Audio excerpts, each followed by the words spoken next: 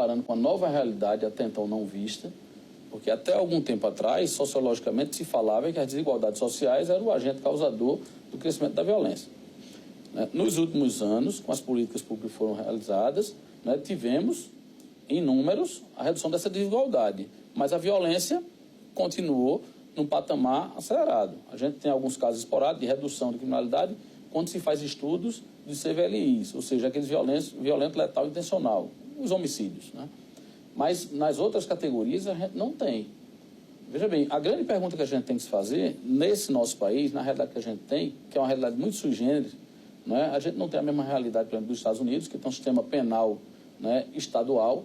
A gente, lá você tem um estado que tem pena de morte, tem estado que não tem. Tem estado que tem perpétua.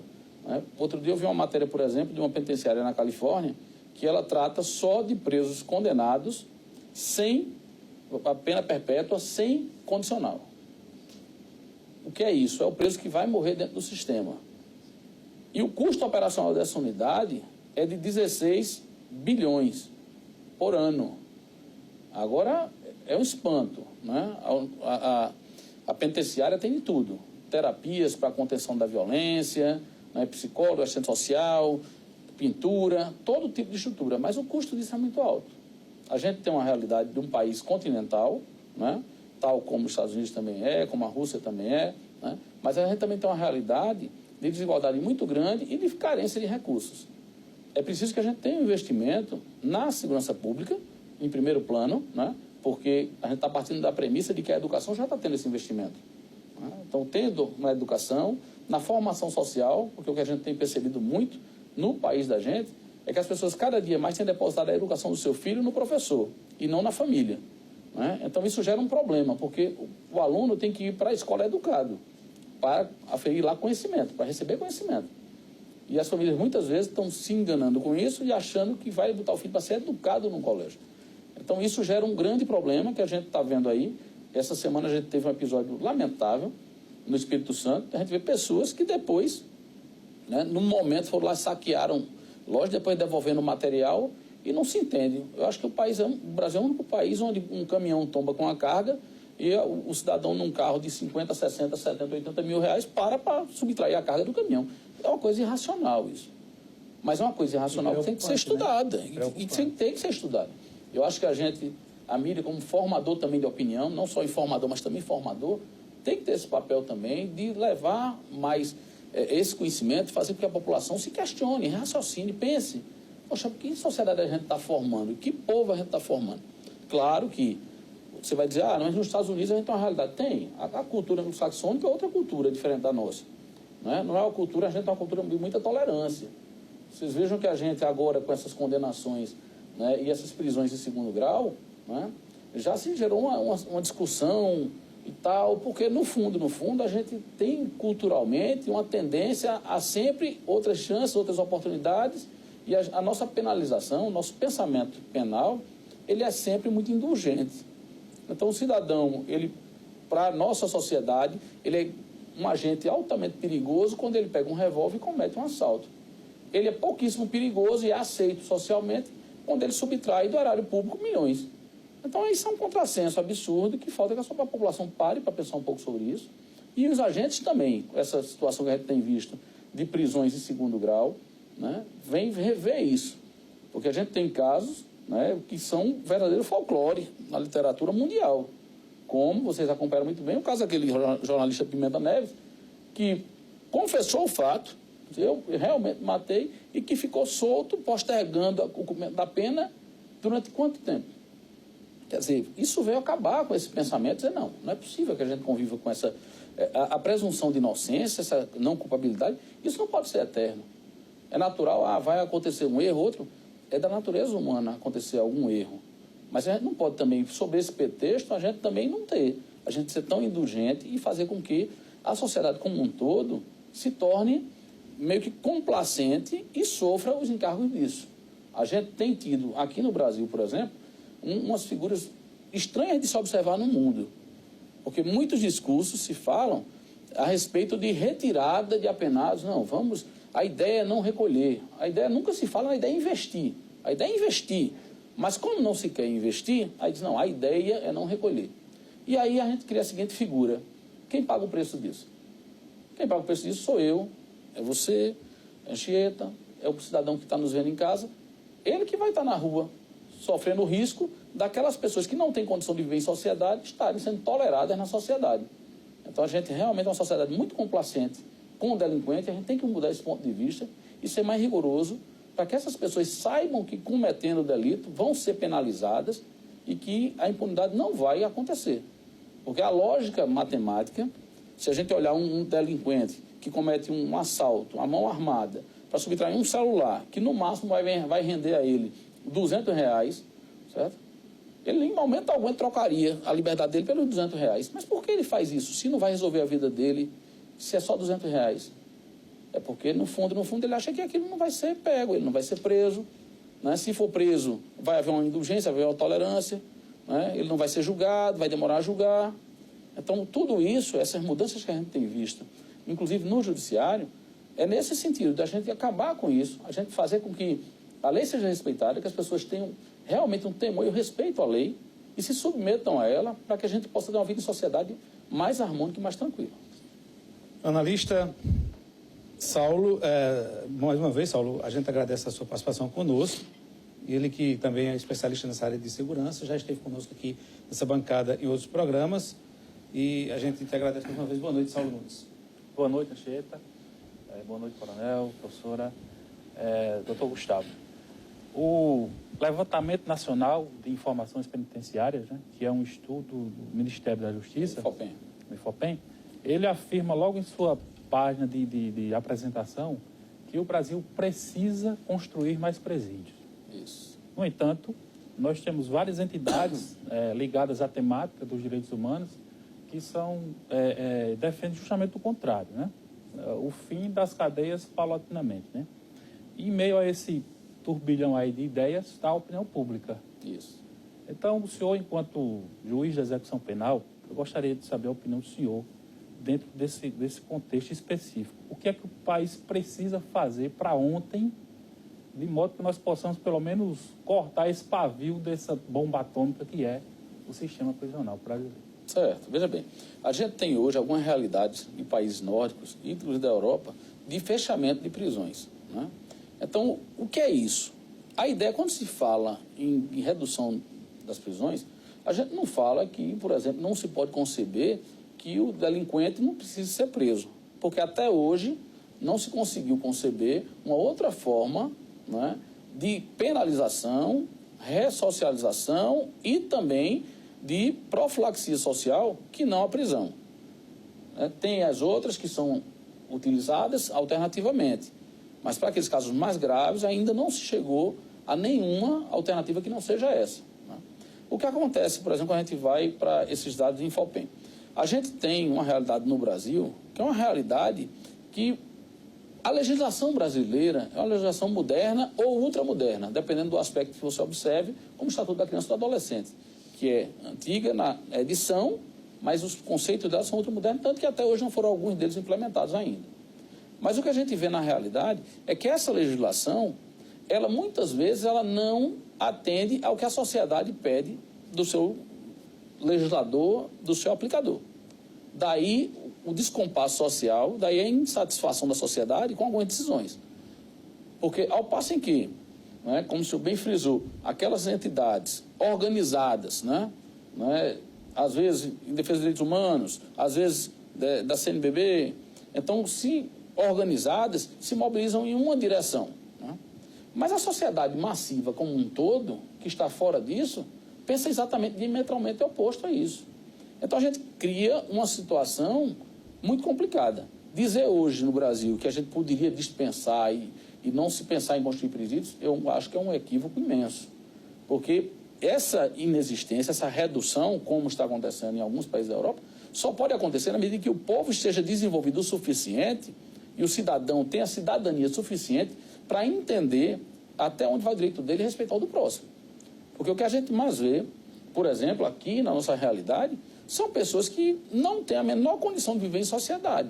Muitos deles, né, sejam por conta de crimes e outros porque por falta da própria educação doméstica, que a gente vê muito isso. Quem passa em bairros populares muitas vezes vê isso. o cidadão para, abre a porta da casa, liga um som voltado para a casa do vizinho em todo volume. E aquilo durante todo um dia.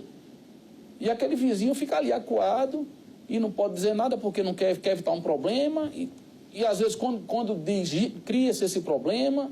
Então, a gente, enquanto povo, a gente tem que evoluir muito em educação, para que evoluir em educação a gente não precise, ou seja, diminuir dos problemas. Vocês vejam que se fala muito, no Brasil só quem vai para a prisão é preto, pobre, né, e prostituta, os 3 P's, fala de 3 P's.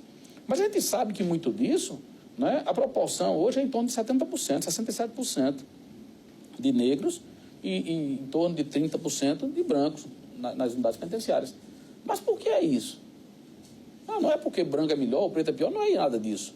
É simplesmente porque a história nos mostra que a população negra, durante muito tempo, vem numa tentativa de ascensão social, de melhora de condições, para se chegar a uma classe média negra, né, para que a gente possa ter pessoas, independente da cor que elas tenham na pele, que tenham um comportamento social adequado. O que a gente não vê, na verdade, são pessoas, né, dentro do sistema penitenciário, e muito dificilmente a gente vai ter, sabe, em termos de números, o próprio Infopen traz essas informações, a gente só tem algo em torno de 11% dos presos que têm ensino superior incompleto ou completo, certo, dentro do sistema, né, e o médio também completo.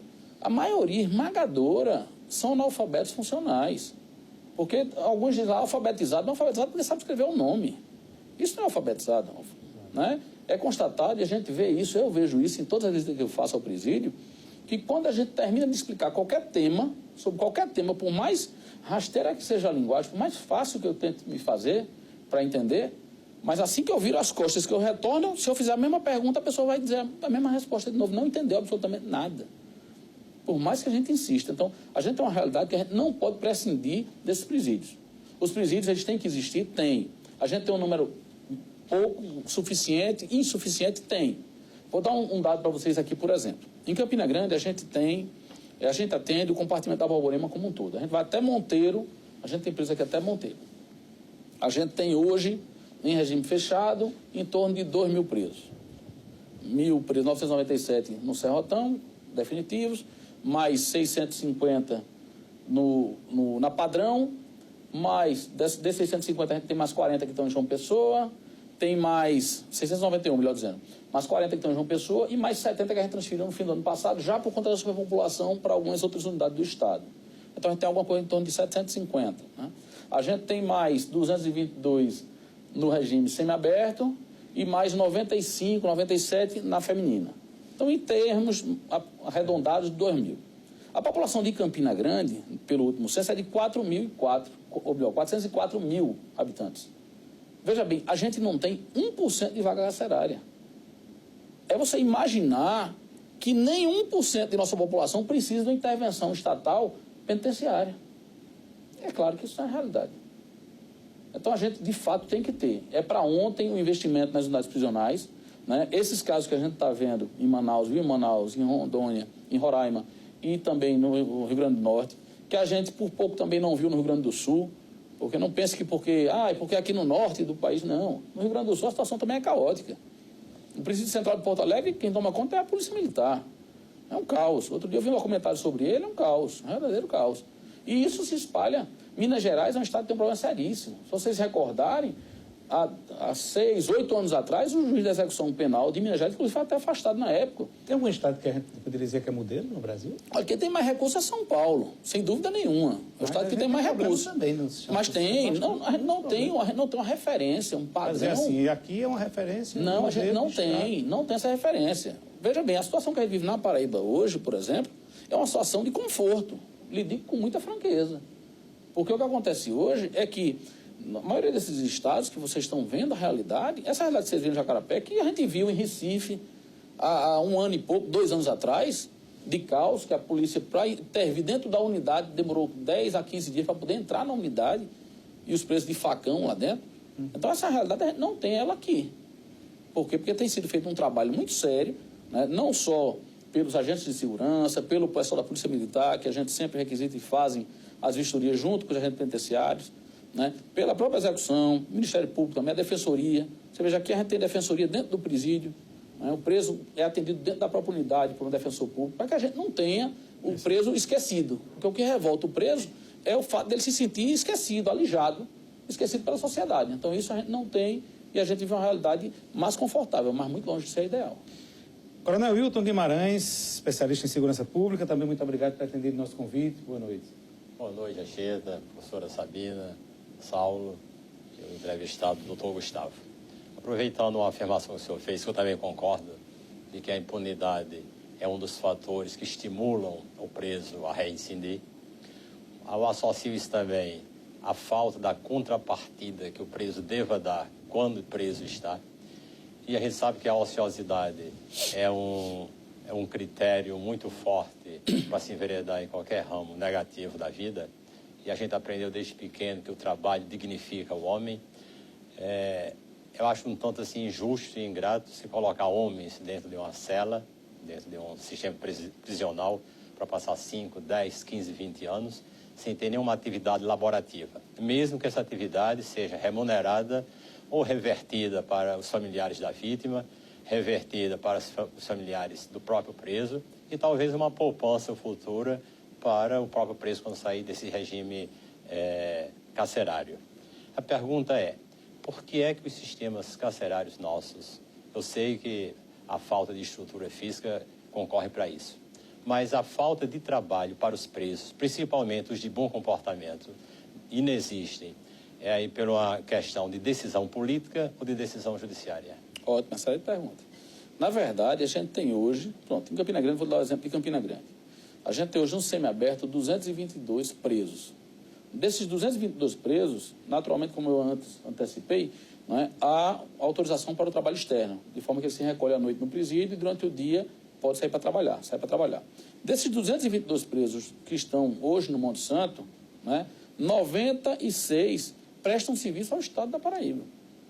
86 prestam serviço diretamente e mais 10 prestam serviço através de empresas contratadas pelo Estado da Paraíba.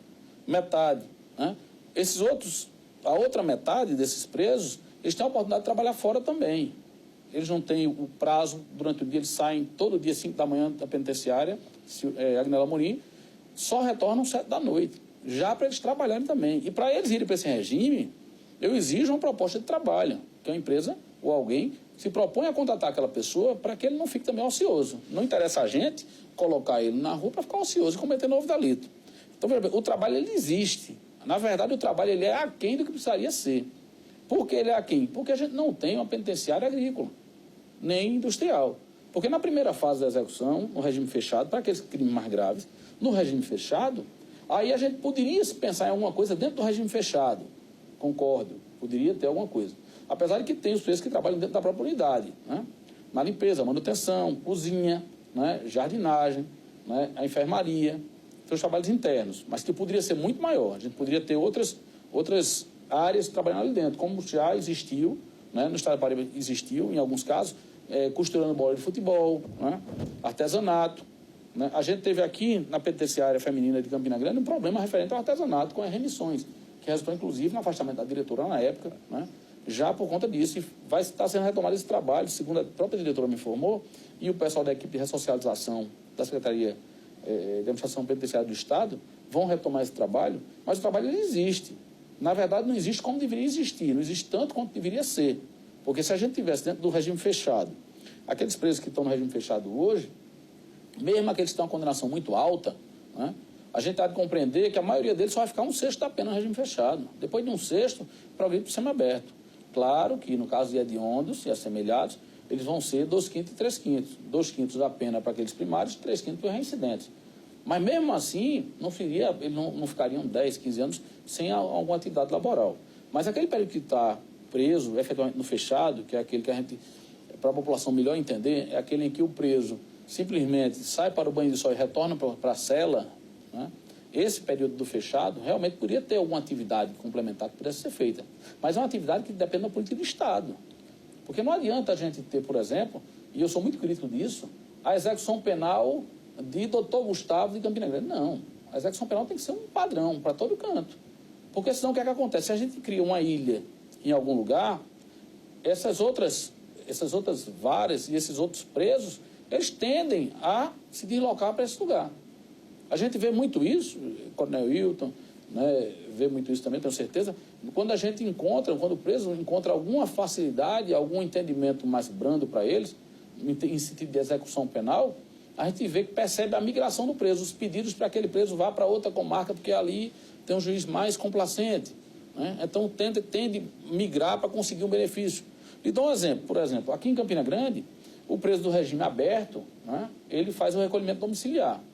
Ou seja, ele recolhe na própria casa dele, todo dia de 7 da noite, às 5 da manhã, finais de semana, esse feriado está recolhido em casa, na própria casa dele. Por quê? Porque a gente não tem albergue aqui. O albergue que existia aqui no bairro do Cautaulé, tocaram fogo no albergue na época e até hoje ele não foi recuperado, não foi feito esse albergue. Mas em João Pessoa, por exemplo, os presos do albergue ficam recolhidos no fim de semana. Então, é mais vantajoso para um preso vir para Campina Grande ou para João Pessoa? Então, a gente tem que cuidar dessa migração também e estar atento para isso. Agora, o trabalho, ele existe. Não é que ele não existe, ele existe. Agora, realmente, deveria ser muito maior se, na fase de semiaberto, a gente tivesse numa colônia agrícola ou agroindustrial. Qual era a realidade que a gente veria? O preso, dentro dos muros da unidade, trabalharia dentro da unidade e se recolheria à cela para dormir. Então, você tinha uma caminhada realmente para ele vir e voltar para a sociedade. O que é que a gente vê muitas vezes? Na própria lei da execução penal, a gente vê, às vezes, um preso que não teve possibilidade de progressão de regime, porque, às vezes, o comportamento, algum fato na execução não permitiu, e que, de repente, ele saiu fechado para estar na rua no livramento condicional. Porque o livramento condicional, ele não requer essas condições prévias, né, como tem nos regimes. Porque o regime ele não pode se executar por salto. Então, ele vai do fechado para o semiaberto para aberto. Mas o livramento não. O livramento ele pode sair diretamente do fechado para o aberto. Ou melhor, para o livramento e causa algum transtorno. Bem, nós estamos chegando já à reta final desse primeiro bloco. Eu ainda dá tempo para uma pergunta da professora Sabrina, para fechar esse primeiro bloco. Ok. Eu queria só continuar nesse tema da questão do trabalho. E quando não há trabalho? O senhor disse que há trabalho, mas não suficiente. E em época de crise, né, se para as pessoas comuns não tem, imaginem para alguém que advém do sistema carcerário. Isso. Como é que se analisa esse preso que não tem trabalho, né, na hora da progressão, na hora do livramento condicional, que exige que o preso comprove que vai trabalhar honestamente, que está apto para se manter? Olha, no caso do livramento, que é um estágio já mais avançado, em que o preso já está no fim da pena, a gente tolera e autoriza que o preso saia, a gente até concede dar um prazo de 90 dias para que ele demonstre que está trabalhando, sob pena de não o demonstrando, retornar ao convívio carcerário. No caso do semiaberto, né, como eu disse antes, a gente não tem a estrutura de semiaberto, que seria a penitenciária agrícola ou industrial, como a gente não tem isso, o que é que a gente faz? A gente autoriza o trabalho externo. Então, ele fica trabalhando no Monte Santo e trabalhando fora. Para que ele tenha esse benefício, aí a gente tem um conflito. Qual é? Bom, como você bem lembrou, em tempo de crise, em tempo de escassez de emprego, como se a gente conseguir compatibilizar isso? Aí eu nem posso ser também liberal demais, sob pena de penalizar toda a sociedade e permitir que pessoas, por exemplo, em semiaberto, que são presos que têm uma pena até 8 anos, de 4 a 8 anos, né? Ou seja, que demonstram uma gravidade maior na conduta, demonstram uma periculosidade maior do agente. Eu não posso permitir que esse agente simplesmente esteja na rua e que com 90 dias ele me prove, se 90 dias já tem que fazer, a gente sabe muito bem, meio mundo de coisa errada e que algumas poucas vão chegar ao nosso conhecimento, né? Então, o que é que a gente faz? Na verdade, a gente tem uma espécie de limite disso. A gente é bem flexível no sentido da comprovação desses empregos, né? Porque, por exemplo, às vezes o preso sai, né, para um regime semiaberto e a gente sabe que a realidade dele é ser lavrador, ser agricultor. Então, como é que ele vai comprovar que ele trabalha como agricultor? Ele vai comprovar com a declaração, ele faz uma declaração, né, através do defensor público ou do advogado dele, informando que ele é agricultor, trabalha na propriedade tal, o endereço é naquele local, ele está trabalhando naqueles dias e horários, né, para que a gente possa eventualmente fiscalizar. E aí a gente é complacente e consegue humanizar isso nesses termos, mas não simplesmente a gente jogar uma massa, grosso modo, não, sai todo mundo e depois vocês me mostram que...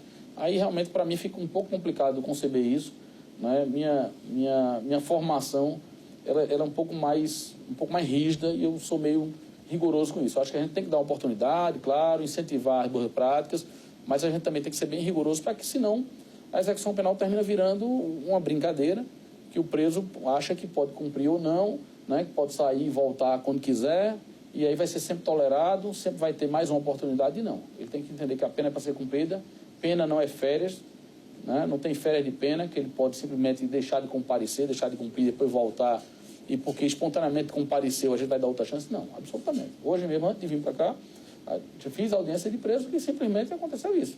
Deixaram de se recolher e 10 dias depois voltaram a se recolher. Não, voltei, resolvi voltar. Sim, tudo bem. Você vai regredir de regime, mas na frente a gente vai dar uma nova oportunidade, porque você mostrou que, né, tem um bom sinal. É melhor você se apresentar do que você ser preso. Mas daí a dizer que você não precisa de castigo nenhum, é a mesma coisa de um filho nosso em casa, né? Confessa o erro, não, eu errei, eu fiz tudo errado, e você diz, não, meu filho, tudo bem, está tudo errado, mas está tudo bem, não. Confessa o erro, parabéns, mas seu castigo é esse. Cumpra seu castigo e está perdoado. Bem, nós vamos a um rápido intervalo. Daqui a pouco a gente continua essa conversa aqui hoje no Centro do Debate com o doutor Gustavo Lira, que é juiz das execuções penais de Campina Grande. Não sai daí, a gente volta já.